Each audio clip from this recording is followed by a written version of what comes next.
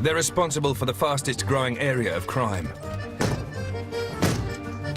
They targeted half the British population last year.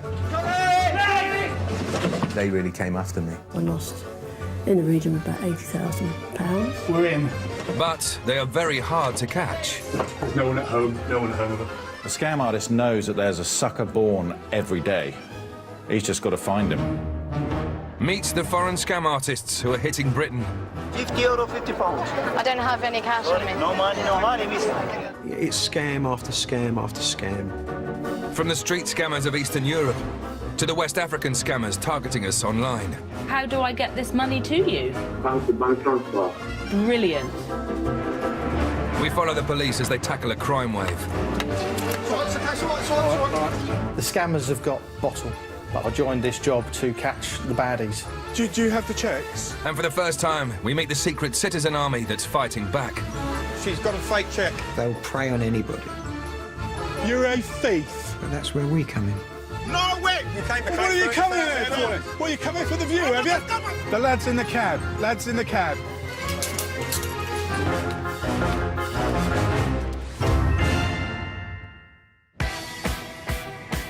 These are the Albanian people. How you doing? In 10 minutes, I'm going to have loads of policemen here. So today, you're going to get a warning.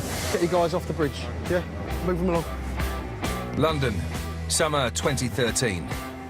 Amongst the tourists are the foreign gangs of scam artists. In just 12 months, they helped contribute to a 21% rise in the number of fraud offences reported in the UK. Yeah. Police, go away. Sergeant Birmingham is tasked with catching them. All these people have paid good money to be here, haven't they? And they want a sort of really good trip here and really peaceful. We're not a third world country, it's the greatest country in the world, isn't it? The capital has fallen victim to an influx of Eastern European scam artists, carrying out one of the oldest known frauds. Good money. It may date back thousands of years, but today it's plaguing the streets of London. Only the ball, show me the ball. Left, right, €50, £50. I don't have any cash on me. No money, miss. They make it look easy, but there's more going on than meets the eye. They are incredibly switched on.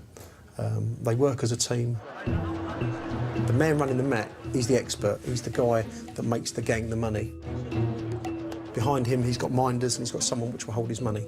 If it's looking quiet and they're trying to entice someone in there, one of that gang will then come round and he will pose as a person playing the game. He will then be allowed to win. So he's then standing there with this big wad of money. The tourist comes up and thinks, if he's winning, I'm going to win. This is what happens when a real punter joins the game.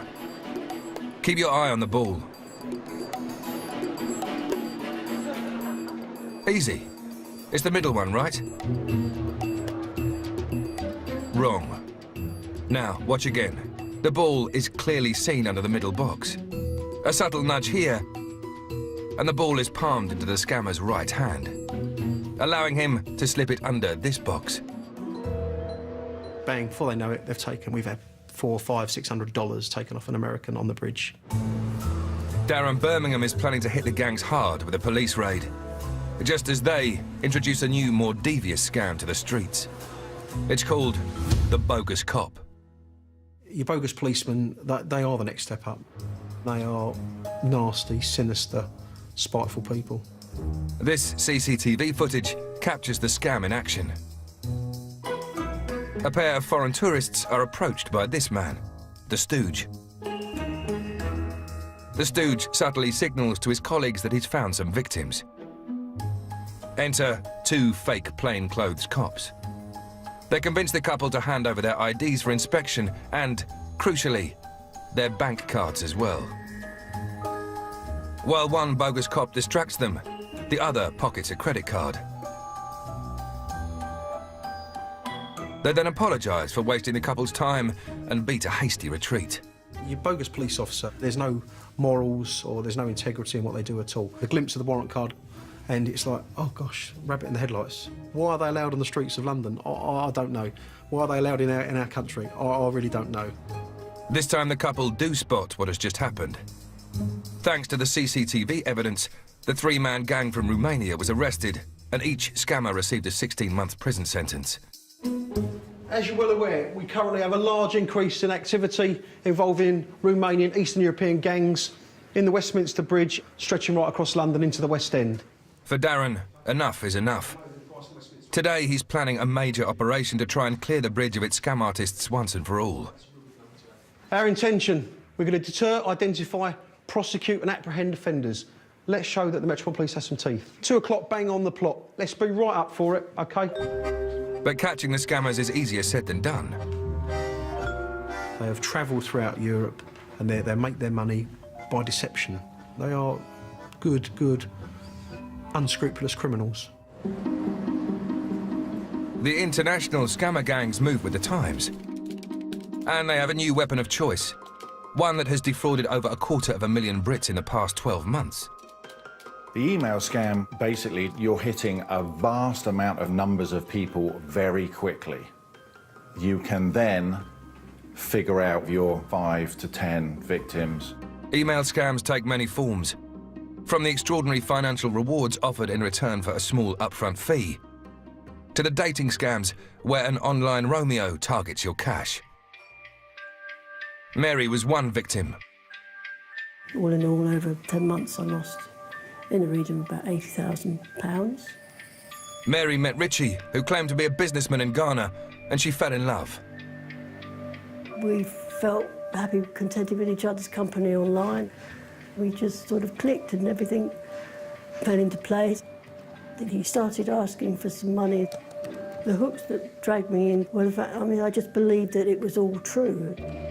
She paid £80,000 in 4 instalments. But Richie vanished almost as quickly as he appeared. When it was all over, I'd realised what had happened. I was just left feeling totally embarrassed. I just didn't want to tell anybody, I didn't want to speak to anybody. I just wanted to crawl into a hole and die. The British police are almost powerless to prevent the email scammers, as a large proportion of them emanate from Africa. For them, the risk is very minimal because in their eyes, they just think either it's one of those crimes that won't be looked into, or they can just simply shut up the laptop and walk away with whatever amounts of money they've made to date. But a determined group of citizens is fighting back. As soon as you confirm that you have the money, you just call me. OK, sir. Well, listen, I'm going to call you on Wednesday the 15th because the money will be in my account on that day. Ray is a former civil servant turned scam baiter. Scam baiting involves taking on internet scammers. These are the individuals that send you email after email telling you that a relative you didn't know you had in Nigeria has died and left you millions. It's a lie. It's a con. I will have the money on Wednesday the 15th because this is a very important business deal. Some victims have been the most intelligent people in our society. Judges, lawyers, barristers, solicitors, accountants. Ray is part of a secret community trying to help the police by disrupting the plans of the scammers and gathering incriminating evidence that could lead to a prosecution. As scam baiters, we can't prosecute them, but we do help to have them brought before the courts. Mr. Lee, it's Mr. Pricky. How are you, sir? Ray has spent months posing as a potential victim of an email fraud, talking directly to a group of scammers in West Africa. I want to thank you for your email. It was very kind of you to think of me. The man on the phone thinks Ray is called Pricky Sterling. I told you, Pricky, you know, I'm a very straightforward individual. Yes, sir, I've got you. Thank you very much for clarifying. Ray has been offered 10 kilos of gold, worth £5 million, for a remarkably modest upfront investment of £30,000. So we are set to move. We're only waiting for the time. I was bullied when I was a young boy, and I had years of looking over my shoulder. And internet scammers are bullies. They're aggressive, they're thieves, and they prey on innocent people. Ray's told them that he has the £30,000, but he's only going to hand it over if they come to Cornwall to meet him. This is absolutely stunning. Look at that.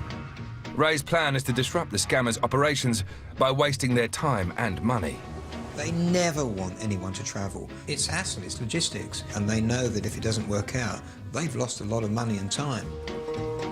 If the scammers take the bait, they'll have to spend valuable resources travelling thousands of miles to this abandoned chapel in Cornwall. What a lovely day for it. How's that? Coming up, the police hit the street scammers. Where are you from? Romania. Godfrey says he's outside the station. And in Cornwall, an online scam comes to a head. The lad's in the cab. Lad's in the cab.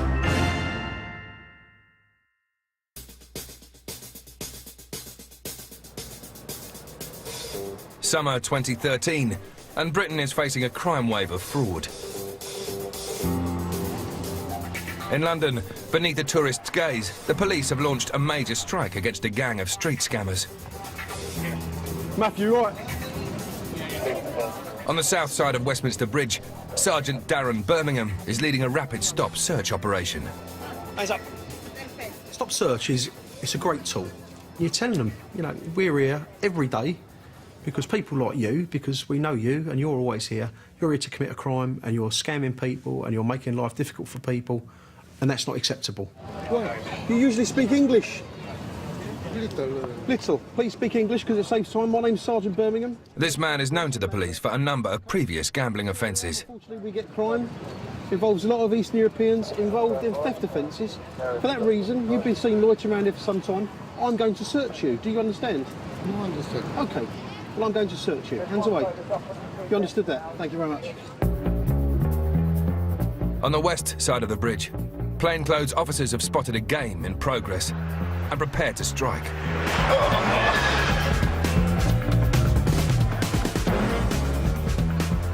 I've seen these guys playing Chase the Lady on the bridge. I've seen the mat and the matchboxes and a sponge ball.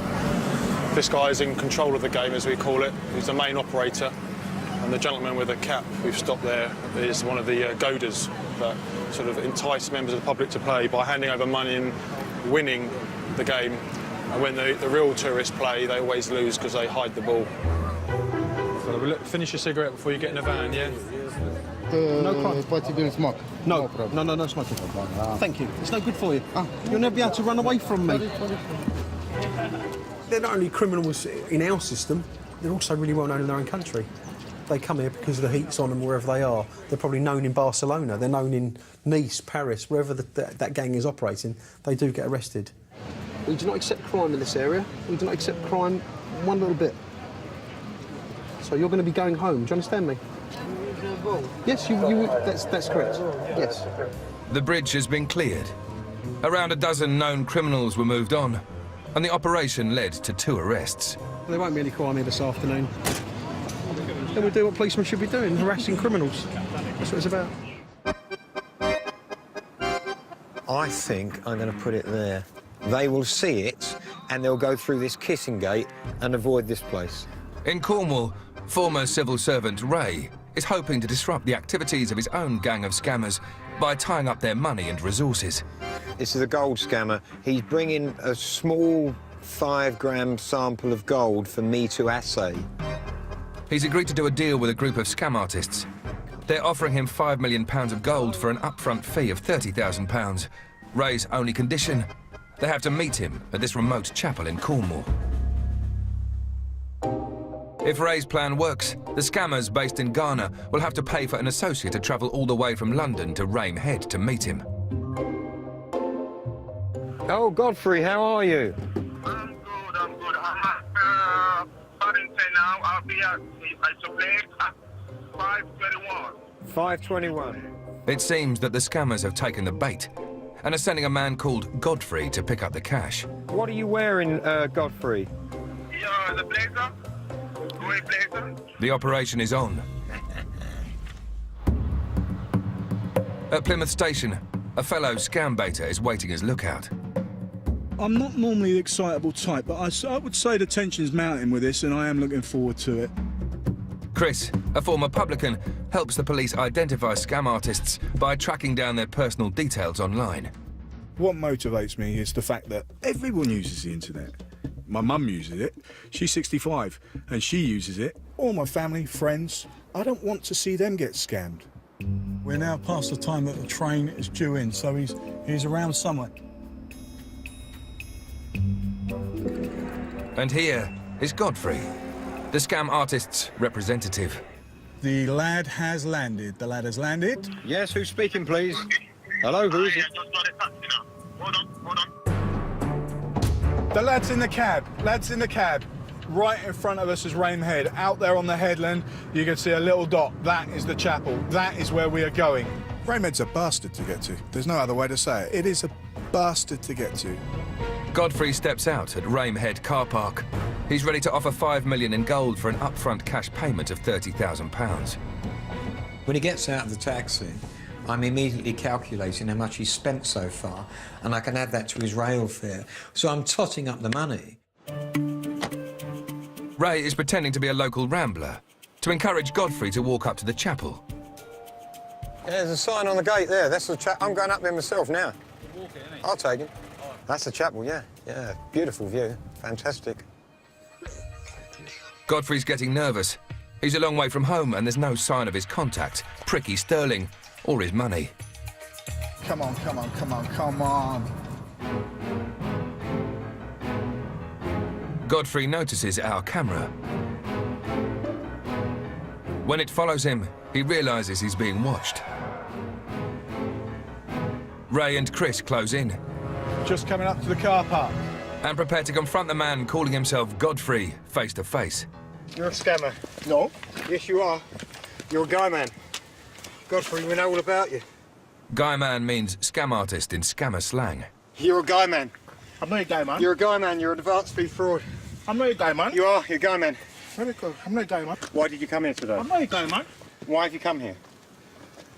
Why have I come here? Yeah. I'm here to see Pricky. Yeah, that's me. I'm Pricky. So what do you want to see me for? I'm here. It seems Godfrey's forgotten why he's here. I don't get it, man. You do? No. You're a 419 artist. I'm not 419, man. You are 419. 419 is an article in Nigerian law for fraud offences. Sorry, I'm not 419. You are 419. No. You're a guy man. No, wait. I would say I lost my temper a little bit more than I should have done. You're a 419 You're scammer. a dirty fucking thief. Myself? Yes. I got into that alpha mode that I did, but I did lose my temper with him. How can you prove that? How can I prove it? We got the emails. Well, you come in for the view, have you? Have you come in for the view, have you? Why? Where are you going? Scammer.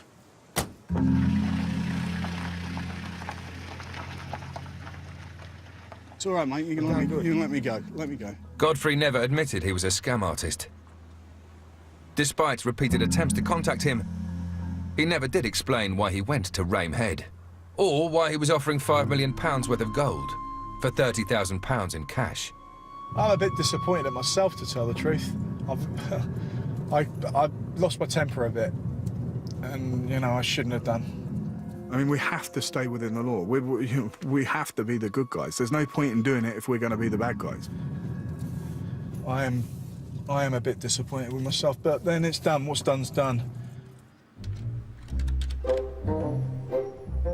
From fake emails to bogus uniforms, the scam artist will use every possible tool to get at your cash.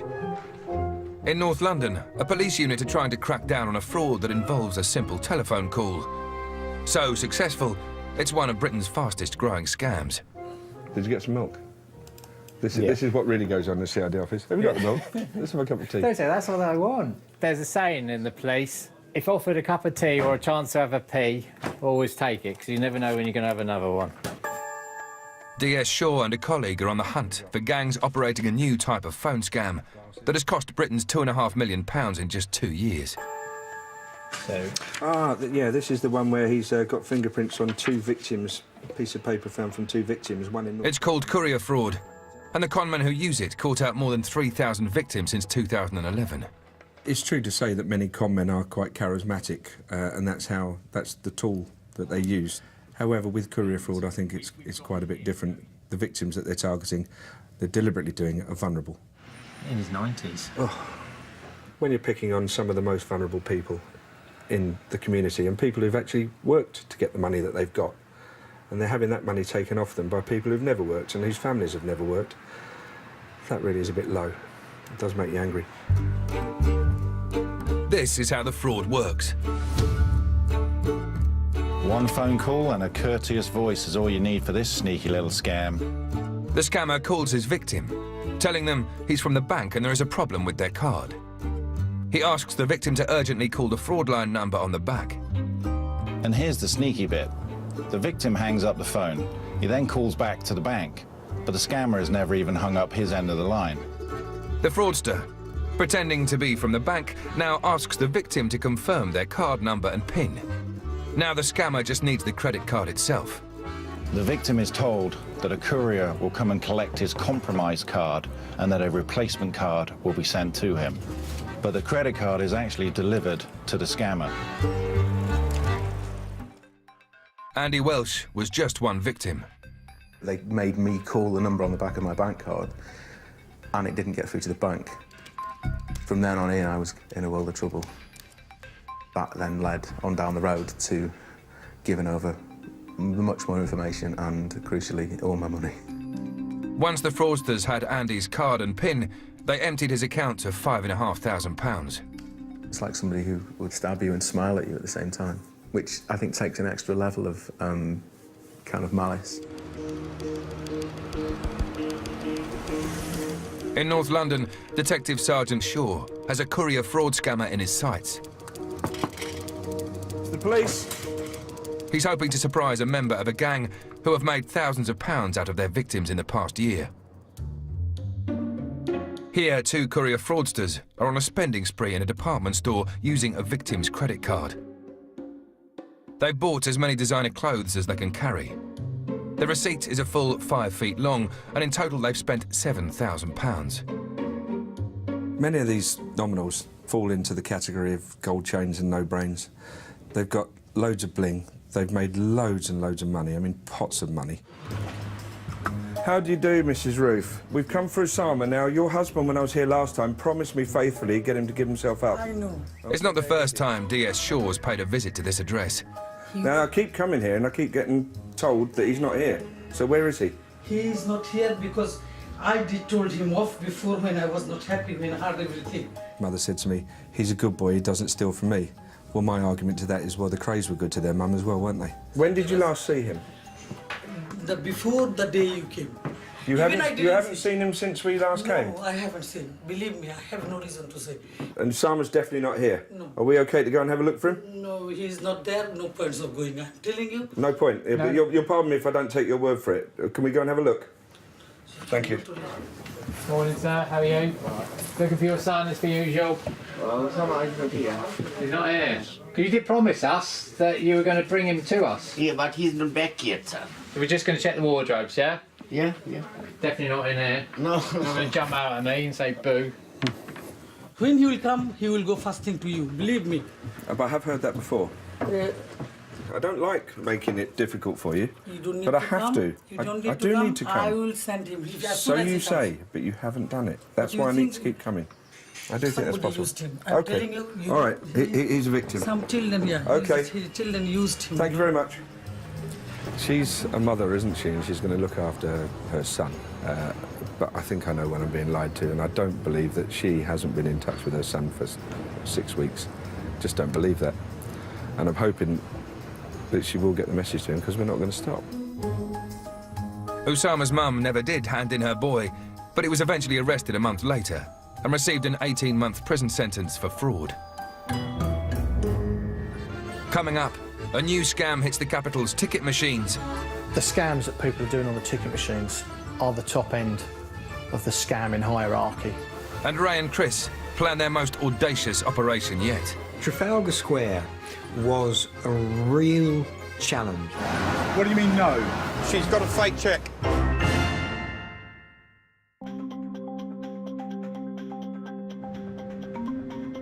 Across Britain, an estimated £3.5 billion is lost to fraud every year.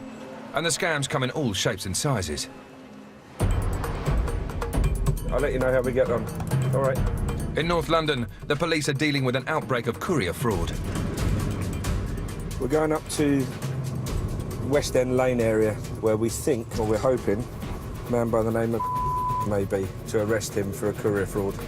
DS Shaw is on his way to the address of a man who has £7,500 in his bank account. linked to the victim of a courier fraud. Some of these people are incredibly arrogant. They'll sometimes phone up after having taken the money, crow about it, boast about it, ridicule the victim or abuse them verbally. This time, someone's in. You're going to be getting arrested today on conspiracy to commit fraud. Do you understand what the officer said to you? You don't understand? Is that because you don't understand English or you don't know what you're saying? English. You don't speak English? No. Is that right? You were dealt with before by my colleague. I thought he said you spoke English then. No. Well, you understood what I just said? No English, sir. Is that your wife? Yeah. Yeah. Does she speak English? Yeah. Well, you understood all that? No, it's little bit, sir. No, Oh, yeah. Okay. It's getting better all the time. A rapid search of the flat produces some bank statements. It's a lot of money going into your bank account. 7,982. Where's that money coming from? It's benefit money. Benefit money? What? £8,000 benefit money? In fact, the man received the money from a relative, who was later convicted of courier fraud. The man always maintained that funds were paid into his account without his knowledge. The police recovered the remaining money, and he was not tried for any offence. You need to move on to the next one. There's still 5 a day. There's still people doing it.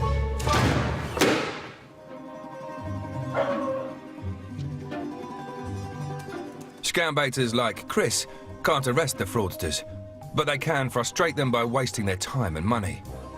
There are many methods to hook scammers in. The most popular one is to act like a genuine victim. If he thinks you're going to pay, he will keep talking to you, and he will eventually you can get him to jump through hoops. These pictures posted on the scam baiter website 419eater show the lengths scam artists have been persuaded to go on the promise of a deal, which may make them think twice about targeting victims in the future. A blonde wig, and also, you know, he's half naked. What did you say to him in that email to get him to do that? Here is the entire cast of The Wizard of Oz. At least Dorothy's given it a good go. This fraud gang agreed to recreate an entire dance routine by the village people. It's fun to stay out the YMCA. It's fun to stay out the YMCA. That's how desperate a lad is to get hold of your money, you know? At the end of the day, he'll do anything to steal off you. Chris is now determined to take scam baiting to a new level.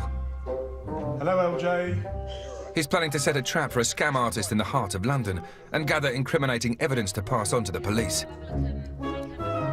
To pull it off, he's recruited a fellow scam baiter. You're going to be very, very lucky and you're going to play my wife. Joy. Yes. Meet Jill. I do an awful lot of baiting. I've wound up an awful lot of lads. Getting a death threat is a bit of a trophy, but I wouldn't want to combine getting a death threat with somebody knowing exactly who I was and where to find me. Jill may be nervous, but she agrees to join Chris on the operation. Knocking a lad's confidence is one of the key things that we do as baiters. It means that they're less confident in their next victim. It means they're not as good a scammer for their next victim. And that's what we want. We want them to be rubbish scammers, so that they're not trusted, so that people don't send them money. For the UK, London is the front line of the unseen war between the scammers and those trying to stop them. At an East London tube station, Mark Pink and Graham Hempstead of the British Transport Police are on lookout. Oh well, got me out of bed. Waiting for someone, there's nothing, you can't beat it. There's a buzz inside of you that think as soon as he turns up, he's ours. Get up at 4:15. I was up at 4:15 this morning. They're searching for a Romanian fraudster who's using a new type of scan at the capital's ticket machines. The scams that people are doing on the ticket machines are the top end of the scamming hierarchy. It's a device that copies bank cards when they're used to buy tickets. This scammer has affected hundreds and hundreds of people. He has taken their credit card details without their knowledge and obviously without their permission. This is the man they're after, caught on CCTV at another station, wearing a hoodie to obscure his face. This guy was pretty switched on. At times he'd come into the station always with his hood up, even in the height of summer. He has a card reader device already in his hand. After checking he's not being watched, he slips it directly over the original. He then takes a small camera device and fixes it above the keyboard, ready to record PIN numbers. The machine is now live to gather card details. 13 hours later and the scam artist is back, now in a different outfit. The reader has now amassed dozens of card details, and he removes it with a simple tug. To avoid suspicion, he leaves it to this man, an accomplice, to remove the camera device using a specially adapted screwdriver. And this is how easily it's done. First the camera, then the skimmer, all in just 30 seconds. It can stay on for up to 12 hours sometimes. So 12 hours of data at a busy station, you can imagine the amount of people that are going to use that ticket machine. Mark and Graham have had a tip-off that the scammer's girlfriend has been using this station. They hope she will lead them to him. We went and had a look at the CCTV. Are you? But there's a hitch. There we go, look, that's exactly her. She's already passed through the barriers without being spotted. We know it's her. Oh, what these things happen? Breakfast and office. Office then breakfast. Yeah, she came in at 7:40. And we don't know where she's tapped out yet. For this elusive scammer, the hunt continues. You want to just stamp your feet and throw your toys out the pram and kick the cat, but we know there'll be another day. Every dog has his day, and we were going to arrest this person sooner or later. It's 9 a.m. in Trafalgar Square, and the climax of months of careful scam baiting. Posing as gullible victims are Ray, Jill, and Chris. A group of scammers have offered them £500,000 reward for a small upfront investment. Chris has asked them to bring signed cheques for the full amount. Trafalgar Square was a real challenge, something I don't think has ever been done in the world of scam baiting. The baiters are hoping to catch the scammers with incriminating evidence in the form of fake cheques for the huge sum of money they're promising. But it's not going to plan. Well, are you going to be here at 1:15 with the cheques or not? The scammers aren't yet taking the bait. So, can you make it for 2:30? What do you mean, no? Nobody's showed yet. There have been lots of cry-offs, lots of excuses and some delays. But they are notoriously unreliable. The baiters have been waiting for 6 hours. Finally, an associate of the scammers is on the line and says she's nearby. We're meeting in Trafalgar Square so we can pay you some money and you'll give us 2 cheques in return. Yeah, the problem is traffic. We've just spoken with one, and it's a woman, which is unusual. This is the woman Chris spoke to on the phone, who confirmed she had 2 cheques for him.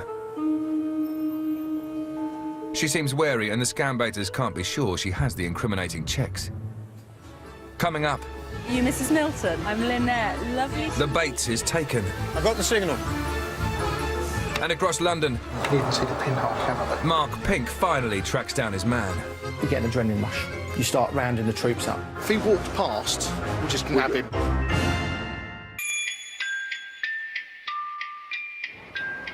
British consumers lose more money to online fraud than those of any other country. But one group of citizens is fighting back. In London, 3 scam baiters have persuaded a scammer gang to send an associate to meet them in the hope of gaining incriminating evidence. OK, just ring me when you get to Trafalgar Square and we'll hook up, OK? And here she is. Are you Mrs. Milton? I'm Lynette. Lovely to meet you. How was your trip? Fine. Yeah?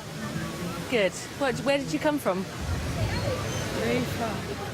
Ah, right, OK. Mrs. Milton is here on behalf of a Nigerian barrister who's offered Chris, online and on the phone, £500,000 in return for an initial cash payment of just £13,000. Thank you for coming. Excellent. Right, we should do some business then, really, shouldn't we? We should, yeah. We're really, really excited by this, yeah? Really excited. I was waiting for a pre-arranged signal. As soon as Chris and Jill had seen the fake cheque or cheques, Jill would take her handbag off her right shoulder and lower it down to the ground. Do you have the checks? Yeah. Yeah? OK, excellent. I've got the signal. Ray wants her arrested. She's got a fake check. He rushes off to find a police officer, while Chris plays for time. So you come from where, sorry? I'm originally from France. You're originally from France? Je parle un peu de le français. Oui. What we do is we're volunteers, and what we do is we tie up internet scammers. Chris is keeping the lead scammer on the line while he waits for the police. I'm such a fool. We're a couple of pounds short, but I've just sent my secretary to the ATM machine, so she'll go and get that, and we'll sort that out. But Mrs. Milton is off. Very soon. She saw me and two policemen coming across the square, and she went into the adjacent public toilets. Officers, the lady's come down basically running a scam against us, and she's carrying 2 forged checks. Now she's gone in the toilet, the chances are she may be flushing them. A few minutes later, and it's a very different Mrs. Milton who emerges without wig or leather coat. She slips by unnoticed. Almost.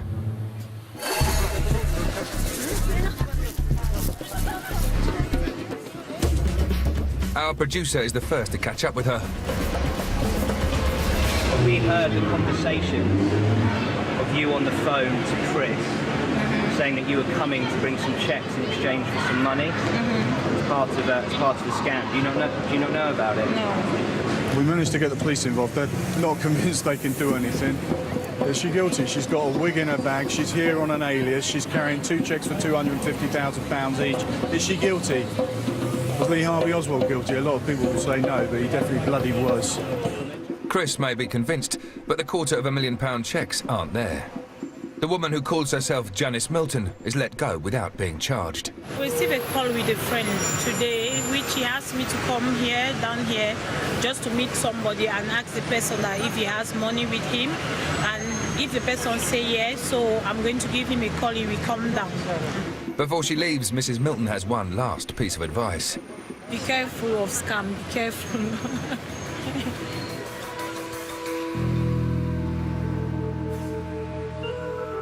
At Epping Station, the Romanian ticket machine scammer is plying his trade once more. You can see where the skimmer bit is. And the camera's here, so it usually drop to there, it's dropping to here. And you can even see the pinhole camera, but that won't pick it up there. We were learning that he might have gone back to Romania, and then suddenly he appears again. So we think, right, the hunt's back on. They always do them on these smaller machines because there's no angle to put a camera device here. We know that device is on. He is going to come back for it. This could be the moment to nab his man, and Mark Pink calls for backup. You get an adrenaline rush. You start rounding the troops up. Like, let's get out to Epping. 2 outside the station. If he walks past and he clocks us, we'll just nab him. We are now playing the waiting game. If he was caught, he would run. Simple as. 20 yards is mine. 21 yards is someone else's.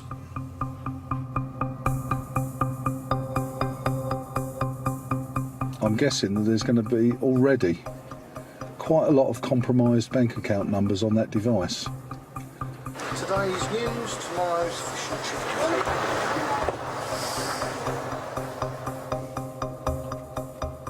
After a 3-hour wait, the suspect finally appears.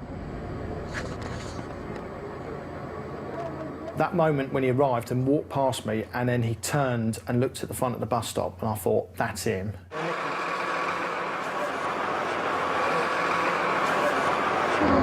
Police officer? Yeah, police officer? Yeah. Okay, pressing rifles and use of force. Put your hands on me. Hands behind back. Hands behind back. You don't have to say anything, but it may harm your defence if you do not mention something which later on in court, anything you do so may be given evidence. Do you understand me? Do you understand me? Good man. If you just pull that green bit off, give it a yank. The card reader is removed, with the police having ensured no details ever got into the hands of the scammer.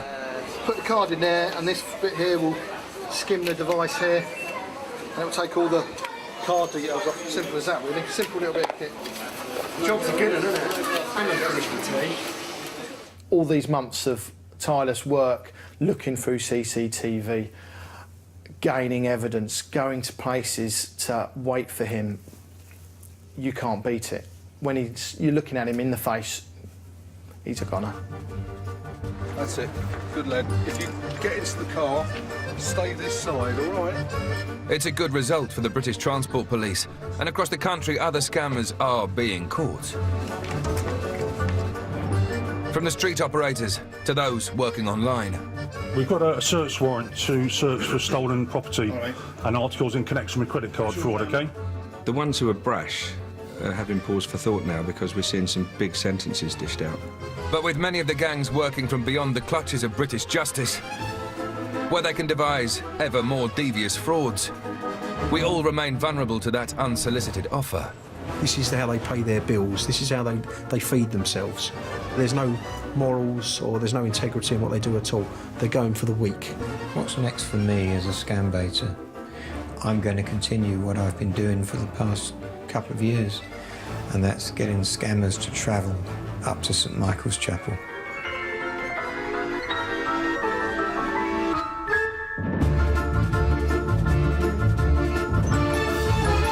Watch open-mouthed anytime you like. David Blaine, Real or Magic, is available on catch-up now at 4OD.